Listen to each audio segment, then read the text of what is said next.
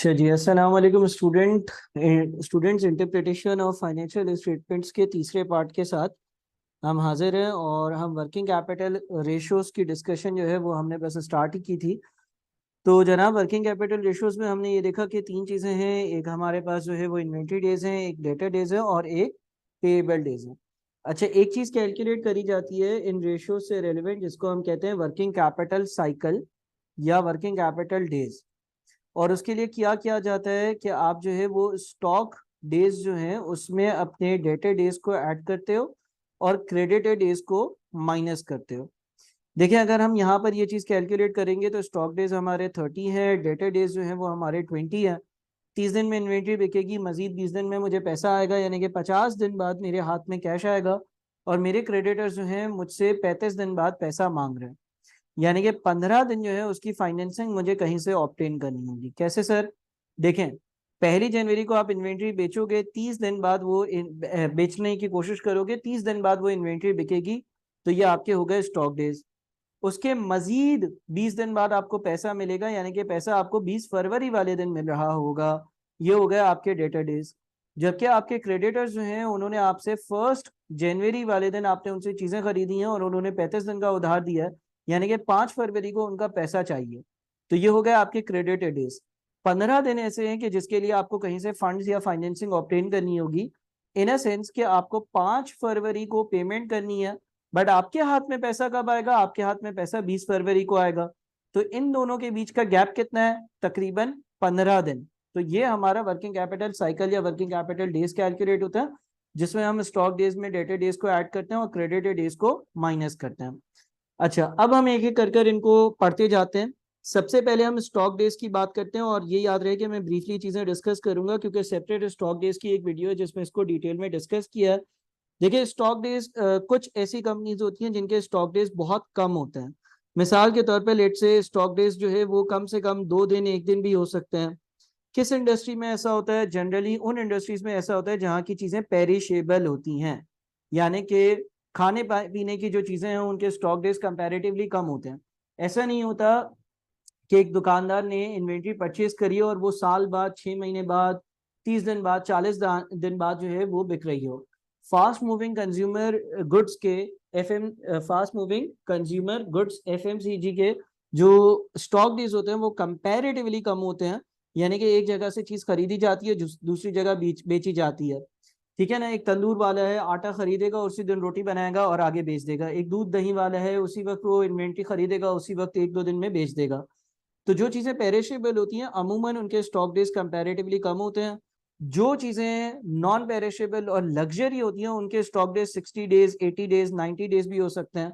मिसाल के तौर पर कोई बहुत लग्जरी गाड़ी है और वो गाड़ी जो है ना वो मुश्किल से बिकती है, यानी कि वो लोगों की रीच से बाहर होती है, वो रेट में महंगी होती है। जो खरीदार होता है क्योंकि वो करोड़ों रुपए लगा रहा होता है तो वो बहुत सारी तरह से इंस्पेक्शन करता है।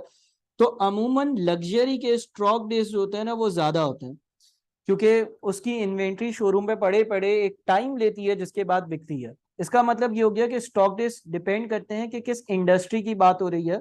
कुछ इंडस्ट्री के स्टॉक डेज जो है वो बहुत कम हो सकते हैं, जिस तरह से फूड एंड बेवरेजेस इंडस्ट्री। कुछ इंडस्ट्री के स्टॉक डेज जो होते हैं वो कंपैरेटिवली ज्यादा हो सकते हैं।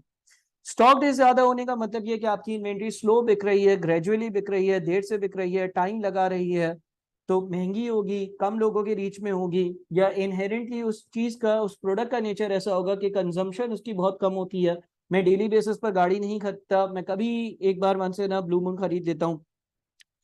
अच्छा, इसी तरह से रिसीवेबल डेज जो है वो भी ज्यादा भी हो सकते हैं, कम भी हो सकते हैं। अच्छा सर, रिसीवेबल डेज जो है वो कम कितने कम हो सकते हैं? भाई वो तो डिपेंड करता है इंडस्ट्री बाय इंडस्ट्री। 1 दिन भी हो सकता है रिसीवेबल डे, 0 डेज भी हो सकता है। रिसीवेबल डे क्या होता है? आपने किसी को कितना उधार दिया। अब लेट से अगेन मैं ऐसा कहूँ कि कोई रिटेल जनरल स्टोर है, यानी कि आपके मोहल्ले में कोई दुकान है जहां से आप डेली जो है ना वो घर का सौदा लेते हो, तो आप उसी वक्त पैसे पे करते हो और उसी वक्त वो चीजें आपको मिल जाती है। हाँ, अगर आप उधार रखवाते हो तो 2 दिन, 4 दिन, 1 महीने का उधार रखवा लेते हो, वो भी हर किसी को उधार नहीं मिलता। तो जनरली इस इंडस्ट्री में जो स्टॉक डेज होते हैं वो कंपैरेटिवली कम होते हैं। लेकिन किसी किसी इंडस्ट्री की ऐसी प्रैक्टिस हो सकती है कि 30 दिन, 40 दिन, 50 दिन जो है वो आपके स्टॉक डेज होंगे। जनरली जब आप बड़ी फैक्ट्रीज रॉ मटेरियल किसी सप्लायर से खरीदती हैं तो वो 25 दिन 20 दिन 30 दिन के बाद पैसे पे करती हैं। इसी तरह से क्रेडिटर डेज भी अगेन कम भी हो सकते हैं, कम से कम 1 दिन 0 दिन भी हो सकता है, ज्यादा भी हो सकता है। तो ये सब इंडस्ट्री पर डिपेंड करता है। तो हमारे stock days, debtor days, creditor days कितने होने चाहिए आइडियली किसी एक पर्टिकुलर सवाल के सिनेरियो में, इसका कोई फिक्स्ड बेंचमार्क नहीं है कि इतना जो है ना वो अच्छा है और इतना जो है ना वो बुरा है। ठीक है, ये डिपेंड करता है इंटायरली कि किस इंडस्ट्री से रेलेवेंट जो है वो आपके पास सवाल आ रहा है। अच्छा, एक चीज जरा मैं यहाँ पर और चीज हाईलाइट करूंगा। लेट से क्या आपके रिसीवेबल डेज जो है ना वो आम हालात में 45 दिन है, 45 डेज हैं, यानी कि आपके जो आप जिनको चीजें बेचते हो वो आपको पैसे जो है ना वो 45 दिन बाद पे करते हैं। यानी कि अगर किसी को मैंने 1 जनवरी को चीजें बेची हैं तो अमूमन वो 45 डेज के बाद यानी कि 15 फरवरी के आसपास पेमेंट करता है। अब लेट से सवाल ऐसा आया कि सवाल में ये लिखा हुआ है कि भाई आपको कैश फ्लो के प्रॉब्लम्स है। कैश फ्लो प्रॉब्लम्स का मतलब ये है कि आपके हाथ में कैश नहीं है इतना और आपको कैश की जरूरत है, आपको पैसों की जरूरत है, आपको लिक्विड फंड्स की जरूरत है, मे बी कोई लायबिलिटी पे करनी है, मे बी कोई एसेट परचेज करना है और आपके हाथ में पैसे नहीं है। आपके पास जो कैश इन हैंड या कैश एट बैंक होना चाहिए उसका बैलेंस कम है, लेकिन आपके पास जो है ना वो 5 लाख रुपए के रिसीवेबल्स हैं या 10 लाख रुपए के रिसीवेबल है या XYZ अमाउंट के रिसीवेबल है और उनका जो डेटर डेज है ना वो 45 डेज है, यानी कि आम हालात में वो 45 डेज में आपको पेमेंट करते हैं। अच्छा सर, ये जो 45 डेज होगा ये किसने डिसाइड किया होगा? देखो जनरली जब हम इंडस्ट्री में किसी को कोई चीज बेचते हैं ना तो हम उसको उसके जो क्रेडिट डेज होते हैं ना वो कम्युनिकेट कर देते हैं। क्रेडिट डेज कम्युनिकेट करने का मतलब ये है कि उस बंदे को हम बता देते हैं कि भाई तुम्हें हम लगभग 45 दिन दे रहे हैं जिसमें तुम पेमेंट कर देना, पैसे पे कर देना। तो लेट से इस तरह का कोई सिनेरियो और आपको कैश फ्लो प्रॉब्लम्स है और 5 लाख रुपए रिसीवेबल से रिसीव होने, लेकिन रिसीव होने आज से 45 दिन बाद, तो सवाल आपसे सजेशन मांग सकता है। तो आप ये कह सकते हो कि भाई मैं अपने रिसीवेबल्स यानी कि जिनसे मुझे पैसे लेने हैं ना, मैं उनको बोलूं कि आप जो है ना वो अर्ली पेमेंट कर दो। तो सर वो अर्ली पेमेंट क्यों करेंगे, उन्होंने तो 45 दिन का उधार लिया हुआ है। अर्ली पेमेंट करने के लिए मैं इनको डिस्काउंट्स ऑफर करूंगा। ठीक है, डिस्काउंट्स ऑफर करूंगा। कभी भी अगर कंपनी को यूं होता है कि उनको पैसा जल्दी मिल जाए तो अपने रिसीवेबल्स को इनकरेज करने के लिए वो रिसीवेबल्स को बोलते हैं कि जो अलॉटेड टाइम पीरियड है उससे जल्दी पेमेंट कर दो, या XYZ दिनों में पेमेंट कर दी तो हम आपको XYZ अमाउंट का डिस्काउंट देंगे। मिसाल के तौर पर कंपनी चीजें बेचते वक्त कम्युनिकेट कर दे कि अगर आपने चीज खरीदने के 1 से 15 दिन के अंदर पेमेंट कर दी तो हम आपको 10% डिस्काउंट देंगे। अगर आपने 16 से लेकर 30 दिन के अंदर पेमेंट करी तो हम आपको 8% डिस्काउंट देंगे। अगर आपने 31 और 45 दिन के अंदर पेमेंट करी तो हम आपको 5% डिस्काउंट देंगे। और अगर आपने 45 दिन पर ही पेमेंट करी या 45 और 50 दिन के बीच में पेमेंट करी तो हम आपको 0% डिस्काउंट देंगे। ठीक है, तो लगभग अगर लेट से कंपनी की कुछ इस तरह की पॉलिसी है तो कंपनी कैश फ्लोज प्रॉब्लम्स को हैंडल करने के लिए अर्ली पेमेंट पर डिस्काउंट्स ऑफर करती हैं। होगा ये कि फॉर एग्जांपल लेट से मैंने किसी को चीजें 5 लाख की बेची हुई हैं और उसको 45 दिन का टाइम दिया हुआ है, मैं साथ में उसको ये बोलूं कि यार अगर तुम्हारे पास फंड्स है, अगर तुम्हारे पास कैश है तो तुम मुझे कैश दे दो, मैं तुम्हें 10% डिस्काउंट दूंगा। यानी कि मैं तुमसे 5 लाख रुपए नहीं लूंगा, बल्कि 5 लाख में से 5 लाख का 10% यानी कि 50,000 माइनस कर जो अमाउंट बच गया है विच इज 4.5 लाख, मैं तुमसे सिर्फ और सिर्फ 4.5 लाख रुपए लूंगा और तुम्हें पूरा का पूरा बाकी जो है अमाउंट जो है वो माइनस माफ कर दूंगा। इसकी डबल एंट्री क्या पास होगी? इसकी डबल एंट्री पास होगी बैंक डेबिट 4.5 लाख रुपए, डिस्काउंट अलाउड डेबिट 50,000 रुपए और रिसीवेबल्स जो होगा वो क्रेडिट हो जाएगा 5 लाख रुपए से। सर इससे कंपनी का तो नुकसान है, 5 के बजाय 4.5 लाख आए। हाँ, लेकिन अगर कंपनी को कैश फ्लो की प्रॉब्लम हो और उससे बचना हो और कोई बहुत ही जरूरी फ्यूचर में, करीब नियर फ्यूचर में कोई पेमेंट आ रही हो तो कंपनी के पास कैश फंड्स आ जाएंगे, तो कंपनी इस तरह कर सकती है। ठीक है, इसी तरह से जो कंपनी के क्रेडिटर्स होते हैं ना वो भी कंपनी को इनकरेज करते हैं। यानी कि क्रेडिटर डेज का क्या मतलब है कि आप किसी को कितने दिनों बाद पैसे दोगे। तो फॉर एग्जांपल आपने किसी से तय किया हुआ था कि भाई मैं आपको जो है ना वो 30 दिन बाद पेमेंट दूंगा और आपने किसी को जो है वो 5 लाख रुपए देने थे। तो ऐसा हो सकता है, ऐसा हो सकता है, ऐसा हो सकता है कि आपको आपका क्रेडिटर बोल दे कि ये भाई 1 से लेकर 25 दिन के अंदर पैसे पे अगर तुम मुझे कर दोगे तो मैं तुम्हें 10% का डिस्काउंट दूंगा। सो जनरली जो क्रेडिटर डेज होते हैं या रिसीवेबल डेज होते हैं वो फॉलो होते हैं, लेकिन कभी कभार ऐसा हो सकता है कि डिस्काउंट्स ऑब्टेन करने के लिए या मैं अपने सामने वाले पार्टी को कैश फ्लो प्रॉब्लम से तो डिस्काउंट ऑफर कर देता हूं ताकि वो मुझे जल्दी से जल्दी पेमेंट कर दे। तो इस तरह हो सकता है, इस तरह की पॉसिबिलिटीज एग्जिस्ट करती है। अच्छा सर, क्या मुझे जानबूझकर मेरा क्रेडिटर मुझे क्रेडिट डेज देता है 30 डेज, यानी कि 30 दिन में मुझे उसको पैसा पे कर देना चाहिए, तो क्या अगर उसने मुझे ये कम्युनिकेट किया कि भाई 30 दिन में मुझे पैसे पे कर देना, तो क्या मुझे फिर भी डिले करना चाहिए चीजों में? नहीं, डिले नहीं करना चाहिए, इसलिए क्योंकि अगर आप मजीद उससे 30 दिन का उधार दिया, आप 40, 45, 50, 60 दिन में पैसा पे करोगे, तो वो लॉन्ग टर्म में आपसे बिजनेस नहीं करेगा। लॉन्ग टर्म बिजनेस रिलेशन जो है वो खराब हो सकते हैं, लॉन्ग टर्म बिजनेस रिलेशन जो है वो डिस्टर्ब हो सकते हैं। ठीक है जी, लॉन्ग टर्म बिजनेस रिलेशन में get disturb, long term business relationship जो है ना मे गेट डिस्टर्ब, वो डिस्टर्ब हो सकते हैं। ठीक है जी। अच्छा जी, अच्छा अब इनकी मजीद डिटेल्स मैंने मुख्तलिफ लेक्चर्स में डाली भी है, मैं वो यहाँ पे रिपीट नहीं करना चाहता। मैं इनके फॉर्मूले लिख देता हूँ। अगर आपने डेटर डेज कैलकुलेट करने हैं, अगर आपने डेटर डेज कैलकुलेट करने हैं, तो आपके जो डेटर डेज कैलकुलेट करने का फॉर्मूला होगा वो मैं यहाँ पे मेंशन कर देता हूँ। वो आपका होगा एवरेज डेटर्स या एवरेज रिसीवेबल्स, रिसीवेबल डेज कह लो, डेटर डेज कह लो, तो वो होगा आपका average receivables divided by sales revenue multiplied by 365। ठीक है, ब्रीफली मैं इसको डिस्कस कर लूंगा। सबसे पहले देखते हैं कि एवरेज रिसीवेबल्स क्या होता है। देखें, अगर आपके सवाल में दो बैलेंस शीट्स दी हुई है, मिसाल के तौर पर साल 2020 और साल 2021, 2 सालों की वैल्यूज दी हुई हैं।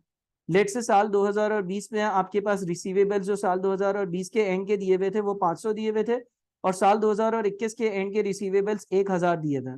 तो एवरेज रिसीवेबल्स का मतलब होता है ओपनिंग प्लस क्लोजिंग दोनों को ऐड किया और 2 से डिवाइड कर एक एवरेज मैंने कैलकुलेट कर लिया जो कि 750 बनता है।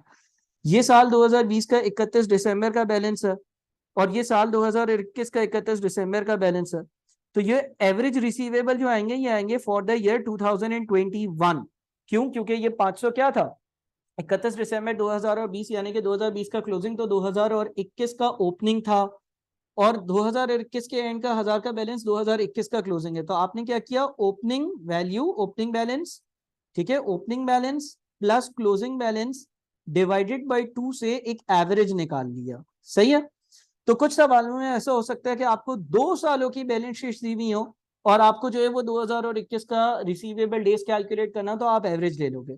कुछ सवाल ऐसे होंगे कि जिसमें आपके पास सिर्फ 1 साल की ही इंफॉर्मेशन होगी। मिसाल के तौर पर 31 दिसंबर 2021 के 1000 रुपए के रिसीवेबल्स दिए हुए हैं, तो आप फॉर्मूले में सिर्फ ये 1000 की वैल्यू ले लोगे। और सेल्स रेवेन्यू आपको कहां से मिलेगा? सेल्स रेवेन्यू आपको प्रॉफिट एंड लॉस अकाउंट से मिल जाएगा। तो लेट से कि आपके पास सेल्स रेवेन्यू जो प्रॉफिट एंड लॉस अकाउंट में दिया हुआ है वो दिया हुआ है, लेट से कि हम कह लेते हैं कि 6000 दिया हुआ है। ऐसे ही हम एज्यूम कर लेते हैं कि सेल्स रेवेन्यू जो है वो 6000 दिया हुआ है। अब अगर हमने एवरेज यूज किया है तो हमारे पास ये रेशो क्या होगा? ये रेशो हमारे पास आ जाएगा 750 divided by 6000, 750 divided by 6000 into 365। ठीक है, तो 750 डिवाइडेड बाई 6000 इंटू 365 से हमारा आंसर जो है वो आ रहा है तकरीबन 45.6 डेज, 45.6 डेज। यानी कि मेरे जो रिसीवेबल्स हैं वो ऑन एन एवरेज मुझे 45.6 डेज में पैसे पे बैक करते हैं, या मैं ऑन एन एवरेज अपने रिसीवेबल्स को 45.6 यानी कि 46 या 45 डेज का उधार दे रहा होता हूं। ठीक है जी। अच्छा, कभी कभार डेटेड डेज यानी कि डेज में इसको कैलकुलेट किया जाएगा, कभी कभार इसको टाइम्स में कैलकुलेट किया जाएगा। ठीक है। अच्छा, टाइम्स में कैलकुलेट करने के लिए अगर ऊपर वाली ही वैल्यूज हो तो डेटर इन टाइम्स कैलकुलेट करने का एक तरीका होगा sales revenue divided by average receivable. पहले मैं कैलकुलेशंस कर लेता हूं फिर मैं समझा दूंगा। यानी कि 6000 डिवाइडेड बाय 750, तो 6000 डिवाइडेड बाय 750, 6000 डिवाइडेड बाय 750 से ये बन जाता है तकरीबन 8 टाइम्स। ठीक है जी, 8 टाइम्स। या आप क्या कर सकते हो कि अगर आपको डेटर इन टाइम्स कैलकुलेट करना हो तो दूसरा तरीका ये होगा कि जो नंबर ऑफ डेज है ना विच इज 365, उसको आप डिवाइड कर दोगे डेटर इन डेज से, जो कि 45.6 है। 45.6 ही बन रहे थे ना, 750 डिवाइडेड बाई 6000 इंटू 365 जो बन रहा था वो बन रहा था 46.25 तो आप 46.25 से डिवाइड करो। ऐसा अगर करोगे ना तो आपके पास जो है 46.25 से डिवाइड कर ये आ रहा होगा तकरीबन 8 टाइम्स, है ना। तो 365 divided by 45.625 is also 8 times. तो पहले तो आप ये फॉर्मूले देख लो कि कैसे अप्लाई किए हैं। डेटर डेज के लिए average receivable divided by sales revenue into 365, ये डेज में आ गया। और अगर इन टाइम्स निकालना है तो sales revenue divided by average receivables, या फिर जितने डेज हैं यानी कि 365 जो कि एक साल के दिन होते हैं divided by debtor in days. दो फॉर्मूले हो गए, ठीक है ना। डेटर इन डेज कहां से आया, उस केस में ये वाली वर्किंग हुई भी होनी चाहिए। अच्छा सर, अब ये डेटर इन टाइम्स का क्या मतलब है और डेटर इन डेज का जो आपने फॉर्मूला बनाया इसको थोड़ा सा और जो है वो एक्सप्लेन करते हैं, ठीक है। अब इसके लिए मैं एक एक्सप्लेनेशन, एक एग्जांपल लेता हूं, लेकिन अगेन वो थोड़ा सा ब्रीफ रखूंगा मैं। एग्जाम्पल के लिए मैं कुछ चीजें चेंज कर रहा हूं। आप एज्यूम कर लो, सुनो जरा गौर से, एज्यूम कर लो कि पूरे साल में आपने जो है ना वो सेल्स जो करी है ना, सेल्स रेवेन्यू आपका पूरे साल का जो है वो 720 रुपए है। फिर आप एज्यूम कर लो कि पूरे साल में जो डेज हैं यानी कि एक साल में जो दिन होते हैं ना वो 365 एज्यूम नहीं करते, हम एज्यूम कर लेते हैं कि 360 डेज हैं। कितने दिन है, 360 डेज हैं। कितने दिन है, 360 डेज है। जरा गौर से सुनना, ऊपर वाला फॉर्मूला थोड़ा सा एक्सप्लेन करने लगा हूं, उसकी थोड़ी सी रैशनल या लॉजिक की तरफ जा रहा हूं। एज्यूम कर लो पूरे साल में मैं 720 की सेल्स करता हूं। एज्यूम कर लो कि पूरे साल में 360 डेज होते हैं, ठीक है। अच्छा लेट से कि मेरे डेटर डेज जो है ना वो है 10 दिन। सर डेटर डेज 10 डेज दिए हुए, हाँ बिल्कुल, अभी एज्यूम करो कि दिए हुए। सर डेटर डेज का मतलब ये होता है कि ऑन एन एवरेज मेरे डेटर्स मुझे 10 दिनों बाद पैसा देते हैं, बिल्कुल यही मतलब होता है ना। अच्छा अगर मैं तुमसे ये पूछूं कि 31 दिसंबर 2021 वाले दिन मेरे रिसीवेबल्स या डेटर्स का बैलेंस कितना होगा। अच्छा मैं एज्यूम करता हूं हर महीने में 30 दिन है सिंपलिसिटी के लिए, तो 30 दिसंबर हमारा ईयर एंड है। तो आप ये कहोगे कि सर जिसने चीजें 21 दिसंबर को खरीदी थी ना उसने हमें पेमेंट करनी है 1 जनवरी वाले दिन, तो वो भी 31 दिसंबर ईयर एंड पर वो रिसीवेबल होगा। रिसीवेबल क्या होता है ईयर एंड पर, ईयर एंड का रिसीवेबल मतलब उसको चीजें बेचनी है लेकिन उससे पैसे मुझे अगले साल प्रोवाइड करने हैं, पैसे अगले साल पे करने हैं। मैं डेटेड डेबिट सेल्स क्रेडिट की एंट्री पास कर चुका हूं लेकिन बैंक डेबिट और रिसीवेबल्स क्रेडिट की एंट्री अगले साल पास होनी है। अच्छा जिसको मैंने 22 दिसंबर को चीजें बेची होंगी वो मुझे 2 जनवरी को पैसे देगा। क्यों 2 जनवरी को पैसे देगा, 2 जनवरी को इसलिए पैसे देगा क्योंकि 10 दिन डेटर डेज हैं, 10 दिन की टर्म्स हैं। अच्छा जिसको मैंने 23 दिसंबर को चीजें बेची हैं वो कब पैसे देगा, वो 3 जनवरी को पैसे देगा। अच्छा जिसको मैंने 24 दिसंबर को चीजें बेची हैं वो कब पैसे देगा, वो 4 जनवरी को देगा। अच्छा जिसको मैंने 25 दिसंबर को चीजें बेची हैं, 26 दिसंबर को चीजें बेची हैं, 27 दिसंबर को चीजें बेची हैं, 28 दिसंबर को चीजें बेची हैं, 29 दिसंबर को चीजें बेची हैं और 30 दिसंबर को चीजें बेची हैं। सर 31 दिसंबर नहीं, नहीं मैं एज्यूम कर रहा हूँ पूरे साल में 360 डेज हैं और हर महीने 30 दिन है। तो ये लोग मुझे पैसे कब देंगे, ये लोग मुझे पैसे कब देंगे, ये लोग मुझे पैसे कब देंगे, ये लोग मुझे पैसे कब देंगे। ये मुझे 5 जनवरी, 6 जनवरी, 7 जनवरी, 8 जनवरी, 9 जनवरी और 10 जनवरी वाले दिन पैसे दे रहे होंगे।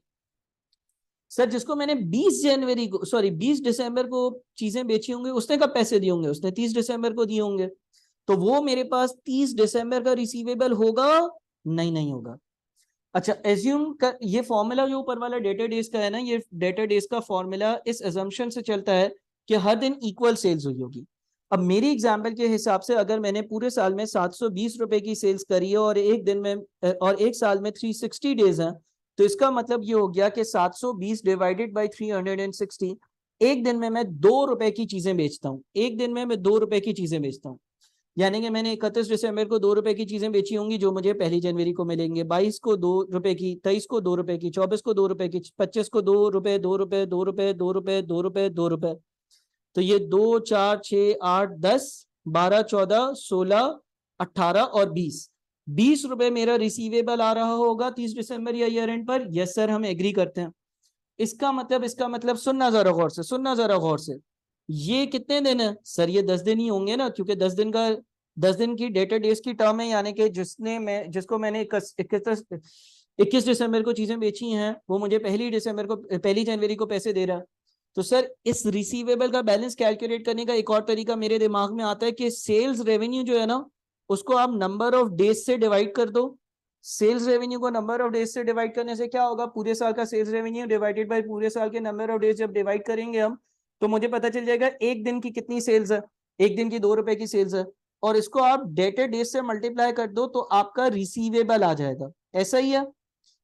देखो अगर मैं सेल्स रेवेन्यू में बोलूं पूरे साल में मैंने जो है वो 720 रुपए की चीजें बेची, पूरे साल में 360 डेज होता है, तो 720 डिवाइडेड बाई 360 से मुझे पता चल जाएगा अच्छा एक दिन में मैं 2 रुपए की चीजें बेचता हूँ। अगर डेटेड डेज मेरे 10 डेज हैं, यानी कि 10 दिन का मैंने लोगों को उधार दिया हुआ है, तो 720 डिवाइडेड बाई 360 2 रुपए की चीजें एक दिन बेचता हूँ, 10 रुपए का उधार दिया हुआ है, तो 2 इंटू 10 यानी कि 20 रुपए के रिसीवेबल मेरे पास ईयर एंड पर मौजूद होंगे, क्योंकि ईयर एंड पर पिछले 10 दिन का रिसीवेबल मेरे पास आ रहा होगा, इतना पैसा मुझे रिसीव करना होगा लोगों से। अच्छा अगर इस फॉर्मूले को रीशफल किया जाए और डेटेड डेज को सिर्फ लेफ्ट साइड पर छोड़ दिया जाए तो राइट साइड पर क्या आ जाएगा, रिसीवेबल। अच्छा जो सेल्स यहाँ पे लेफ्ट साइड पर मल्टीप्लाई या न्यूमरेटर में राइट साइड पर आएगी तो डिनोमिनेटर में, और डेज जो यहाँ पे डिनोमिनेटर में राइट साइड पर जाएंगे तो न्यूमरेटर में। ठीक है जी। तो देखें यही फॉर्मूला तो ऊपर लिखा हुआ है, तो ये इस फॉर्मूले की कुछ हद तक मैंने आपको डेरिवेशन करवाई है। देखें रिसीवेबल्स रिसीवेबल, सेल्स रेवेन्यू और डेज हमने अपनी एग्जाम्पल में 360 एज्यूम करे, लेकिन आप जनरली सवालों में 365 यूज करोगे। नीचे वाली जो एग्जाम्पल है वो आपके सिलेबस का हिस्सा नहीं है, आपसे ये नहीं पूछा जाएगा कि ऊपर वाला जो फॉर्मूला है उसको डिराइव करो, लेकिन आपकी अंडरस्टैंडिंग के लिए जरूरी है कि आपने ये फॉर्मूला देखा हो। वैसे आपसे वो सिर्फ और सिर्फ जो है वो आपके डेटा डेज को कैलकुलेट करवाएगा, और उसका ये मतलब है कि कितने दिनों में मेरे जो डेटर्स हैं वो मुझे पैसे देंगे। अच्छा सर डेटर एंड टाइम्स की भी लॉजिक थोड़ी सी बता दें।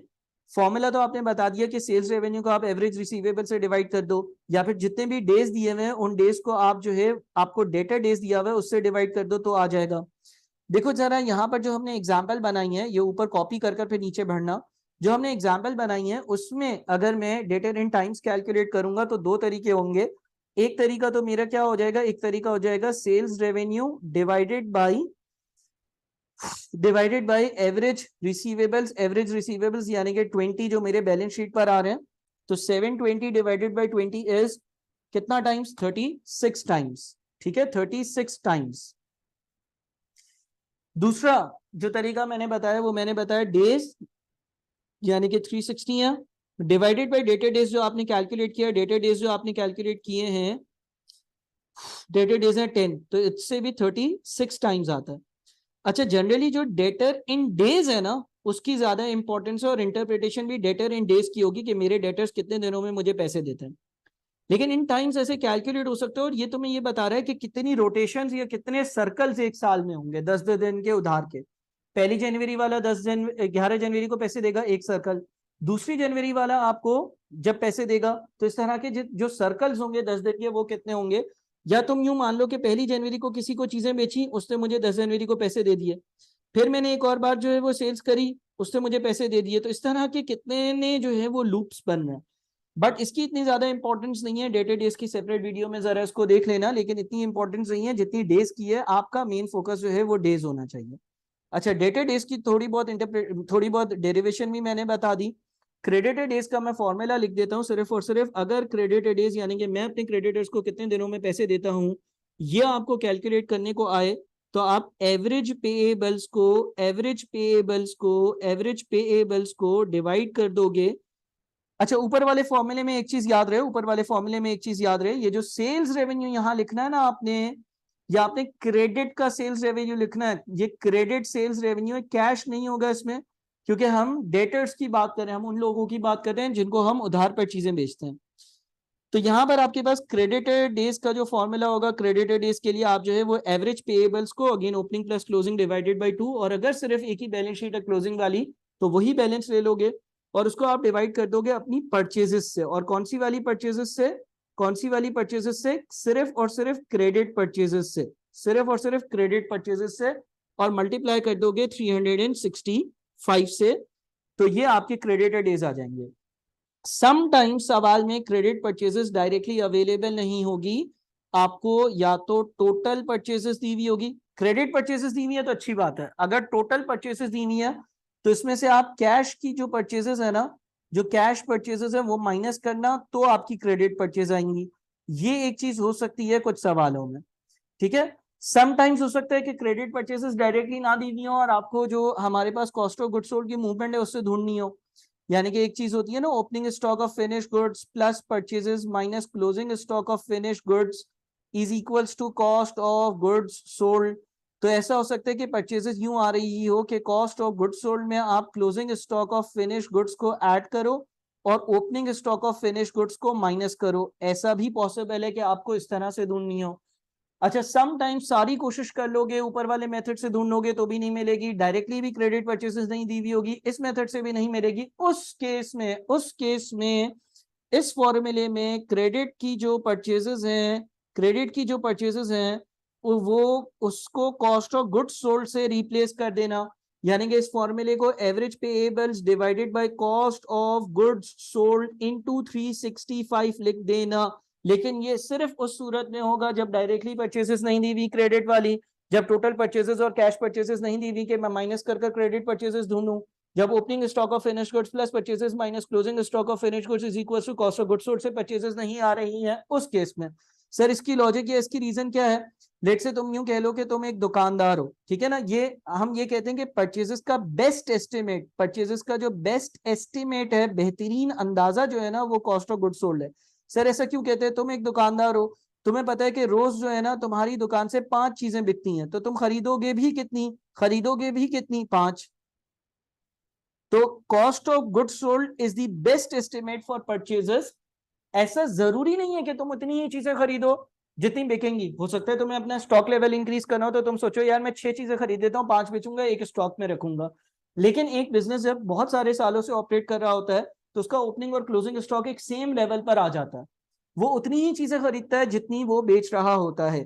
लेकिन अगेन मैं ये कहता हूं कि ये वाली सब्स्टिट्यूशन सिर्फ तब होगी जब परचेजेस मिल ही नहीं सकती। अच्छा, इसी तरह से स्टॉक डेज का भी मैं फॉर्मूला लिख देता हूं, उसकी डिटेल डिस्कशन अलग वीडियो में है और हम जब सवाल करेंगे उसमें देख लेंगे। स्टॉक डेज के लिए आप क्या करोगे? Average inventory divided by cost of goods sold into 365, और ये आपको ये बताएगा कि इन्वेंट्री आपकी कितने दिनों में बिकती है। इसके अलावा रॉ मटेरियल का पीरियड भी हो सकता है, ठीक है ना। अच्छा हाँ, इनके डेज कभी कभी हो सकता है क्रेडिटर इन टाइम्स कैलकुलेट करवाए, तो जिस तरह से डेटर इन टाइम्स के लिए किया था हमने, फॉर्मूला उलट हो जाएगा, credit purchases divided by average payable. इसी तरह से इन्वेंट्री इन टाइम कैलकुलेट करना हो तो इन्वेंट्री इन टाइम कैलकुलेट करने के लिए ऊपर वाला फॉर्मूला अगेन उलट कर दो, यानी कि कॉस्ट ऑफ गुड्स सोल्ड को एवरेज इन्वेंट्री से डिवाइड कर लो। जब हम सवालों की प्रैक्टिस करेंगे तो ये सारे फॉर्मूले हम इंशाल्लाह अप्लाई कर रहे होंगे और आप लोगों को मसला नहीं होगा, ठीक है। इसके अलावा कभी कभार ऐसा होता है कि कंपनी जो है वो मैन्युफैक्चरिंग कंसर्न होती है, तो वो रॉ मटेरियल परचेज करती है, रॉ मटेरियल से वो WIP में उसको कन्वर्ट करती है और WIP से वो जो है वो फिनिश गुड्स बनाती है। तो इस केस में एक तो आपके पास जो है वो 3 तरह के डेज आ जाते हैं। एक आपका कहलाता है raw material inventory days. Raw material inventory days का फॉर्मूला लिख देता हूं, आपके पास हो जाएगा average raw material divided by material consumed, ठीक है। ये आपको मैन्युफैक्चरिंग अकाउंट से मिलेगा, average raw material divided by material consumed into 365। ये आपको ये बताएगा कि आपका खरीदा गया रॉ मटेरियल कितने दिनों में आप इस्तेमाल करते हो, यानी कि आप रॉ मटेरियल खरीदते हो उसके बाद प्रोडक्शन का प्रोसेस कितने दिनों में स्टार्ट होता है। WIP डेज भी कैलकुलेट करने को आ सकते हैं। उसके लिए average WIP work in progress की value divided by cost of goods manufactured into 365। आपका WIP कितने दिनों में फिनिश गुड्स में कन्वर्ट हो जाता है। और फिर फिनिश गुड्स के लिए तो हमने पढ़ा ना, फिनिश गुड्स के लिए हमने पढ़ा था एवरेज फिनिश गुड्स इन्वेंट्री, जो कि ऊपर हमने स्टॉक डेज इसका नाम दिया, divided by cost of goods sold into 365, यानी कि आपकी बनाई हुई चीजें कितने दिनों में बिकती हैं। इसमें से ये 2 फॉर्मूले जो हैं वो सिर्फ और सिर्फ मैन्युफैक्चरिंग कंपनीज में अप्लाई होंगे और बहुत कम ही आपके सवालों में टेस्ट हो रहे होंगे, ठीक है जी। अच्छा, कैश ऑपरेटिंग साइकिल जरा रिकॉल कर दूं दोबारा से। हमने यहाँ पर वर्किंग कैपिटल साइकिल या कैश ऑपरेटिंग साइकिल का जिक्र किया था। यहाँ पर ये रहा वर्किंग कैपिटल साइकिल या कैश ऑपरेटिंग साइकिल, ठीक है जी। वर्किंग कैपिटल साइकिल या कैश ऑपरेटिंग साइकिल इसको हम कहते हैं। इसका फॉर्मूला क्या है, इसका दूसरा नाम क्या है, वर्किंग कैपिटल साइकिल WCC, या फिर कैश ऑपरेटिंग साइकिल। और हम इसमें करते क्या है, debt stock days plus dated days minus credited days, और मुझे पता चल जाता है कि कितने दिनों का शॉर्ट फॉल है जिसकी मुझे फंडिंग या फाइनेंसिंग किसी बैंक से चाहिए होगी। और इसमें हमने ये करा था कि भाई 30 दिन में चीजें बिकती हैं, 20 दिन में मजीद लोग पैसे देते हैं, तो 50 दिन हो जाते हैं, और मेरे क्रेडिटर्स मुझसे 15 दिन में 35 दिनों में पैसे मांग रहे होते हैं, तो 15 दिन की मुझे शॉर्टफॉल होगा, 15 दिन के मुझे कहीं से फंड्स अरेंज करने होंगे या फाइनेंसिंग ऑब्टेन करनी पड़ेगी। चले जी मजीद आगे बढ़ते हैं। मजीद आगे बढ़कर हमने जो अपने कुछ अभी शुरू के पार्ट्स में जो है ना वो डेट टू इक्विटी के रेशियोज को पढ़ा था। डेट टू इक्विटी रेशियो को हमने दूसरा नाम दिया था कि इसका दूसरा नाम जो है वो गियरिंग रेशियो होता है। अच्छा, जब हम डेट टू इक्विटी रेशियो या गियरिंग रेशियोज की बात करते हैं तो ये हम पढ़ तो चुके हैं, लेकिन ये कैलकुलेट क्यों होते हैं? ये कैलकुलेट इसलिए होते हैं ताकि हम कंपनी के कैपिटल स्ट्रक्चर का अंदाजा लगा सकें, यानी कि कंपनी जो चल रही है उसमें जो कैपिटल एम्प्लॉयड है उसका स्ट्रक्चर कैसा है, यानी कि कितना परसेंट जो है ओनर ने अपना पैसा लगाया हुआ है और कितना वो उधार लेकर आया हुआ है।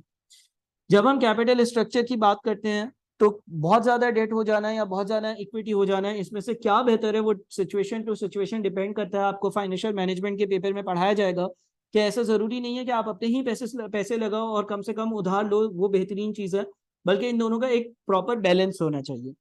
एनीवेज हमने ये पढ़ते वक्त एक PNL बनाया था। हमने लिखा था कि भाई हमारा सेल्स रेवेन्यू है 1,20,000 रुपए, उसमें से हमने कॉस्ट ऑफ गुड्स सोल्ड को माइनस किया। लेट से हमारा कॉस्ट ऑफ गुड्स सोल्ड जो है वो 60,000 रुपीज है।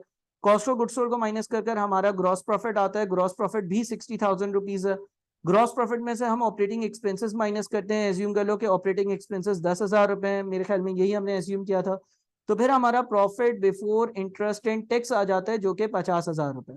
Profit before interest and tax में से इंटरेस्ट का एक्सपेंस हमने माइनस किया था जो कि 10,000 रुपए था, ये ऊपर वाली ही एग्जांपल है। उसके बाद PBT या प्रॉफिट बिफोर टैक्स आता है जो कि हमारा 40,000 आएगा, और उसमें से माइनस हो जाता है टैक्स। और जब हमारा टैक्स माइनस हो जाता है तो फिर हमारे पास 30,000 रुपए का बच जाता है अमाउंट, जिसको हम कहते हैं प्रॉफिट आफ्टर टैक्स, जो कि शेयर होल्डर्स या कंपनी के ट्रू ओनर्स अपने घर ले जाते हैं। अच्छा, इधर से मैं एक और रेशियो आप लोगों को लिंक करवा देता हूं, वो कहलाता है हमारा interest cover ratio. Sir interest cover ratio कैसे कैलकुलेट होता है, पहले इसको कैलकुलेट कर लेते हैं। इंटरेस्ट कवर रेशियो कैलकुलेट होता है PBIT, यानी कि profit before interest and tax divided by interest expense. यहाँ पर मेरा PBIT या profit before interest and tax 50,000 है, और मेरा इंटरेस्ट का जो एक्सपेंस है वो 10,000 है। तो मेरा जो इंटरेस्ट कवर आएगा वो 5 टाइम्स आएगा, मेरा जो इंटरेस्ट कवर आएगा वो 5 टाइम्स आएगा। यह आपको ये बताता है कि आप अपना इंटरेस्ट एक्सपेंस और आपका जो PBIT है उसका रेशियो कितना है, या आपका PBIT आपके इंटरेस्ट एक्सपेंस का कितना टाइम्स है। अच्छा देखिए, दो कंपनी, लेट से इसको हम ए कंपनी कह देते हैं। ए कंपनी का इंटरेस्ट कवर रेशियो जो है वो 5 टाइम्स आ रहा है, यानी कि वो PBIT में से 5 बार अपना इंटरेस्ट का एक्सपेंस माइनस करेगी तो वो ब्रेक इवन पे या जीरो प्रॉफिट्स पर आएगी। दूसरी एक और कंपनी है जिसका PBIT 50,000 ही है, लेकिन उसका जो इंटरेस्ट एक्सपेंस है ना वो सिर्फ और सिर्फ 2,000 रुपए। तो इसका जो इंटरेस्ट कवर आएगा वो 50,000 डिवाइडेड बाई 2,000 यानी कि 25 टाइम्स आएगा। ये इस चीज को डिनोट कर रहा होगा कि भाई इसका इन कंपैरिजन टू PBIT जो इंटरेस्ट एक्सपेंस है वो बहुत कम है, या 50,000 में से सिर्फ और सिर्फ 2,000 रुपए इंटरेस्ट पे करना है, बाकी 48,000 आगे बच जाएगा जिस पर टैक्स लगेगा और ओनर के हाथ पे पैसा जाएगा। तो इंटरेस्ट कवर जो है वो कम भी हो सकता है, ज्यादा भी हो सकता है। ज्यादा अगर इंटरेस्ट कवर है तो वो कंपैरेटिवली ज्यादा बेहतर है, ज्यादा अच्छा है, और इस चीज को डिनोट कर रहा होगा प्रोबेबली कि कंपनी के पास लोन कम है। क्योंकि अगर लोन कम होगा तो उस पर इंटरेस्ट कम चार्ज होगा, इंटरेस्ट कम चार्ज होगा तो इंटरेस्ट कवर रेशियो जो है वो ज्यादा आएगा, क्योंकि डिनोमिनेटर में आपके पास इंटरेस्ट एक्सपेंस आता है, जितना कम होगा उतना ये रेशियो ज्यादा होगा। और इंटरेस्ट एक्सपेंस कब होगा? जब लोन कम होगा। ठीक है जी, तो ये इंटरेस्ट कवर का भी एक रेशियो होता है। अच्छा, उसके बाद फिर हम फाइनेंशियल स्टेटमेंट्स में दो तरह के एनालिसिस हमें करने होते हैं, उस पर जाते हैं। फाइनेंशियल स्टेटमेंट एनालिसिस दो तरह के होते हैं। एक हमारे पास हॉरिजॉन्टल एनालिसिस कहलाता है और एक हमारे पास वर्टिकल एनालिसिस कहलाता है। हॉरिजॉन्टल एनालिसिस कहलाता है और वर्टिकल एनालिसिस कहलाता है, तो इसको हम अगले वीडियो में डिस्कस करते हैं। यहाँ पर इस वीडियो को मैं कट करता हूँ और अपलोड करता हूँ। Thank you.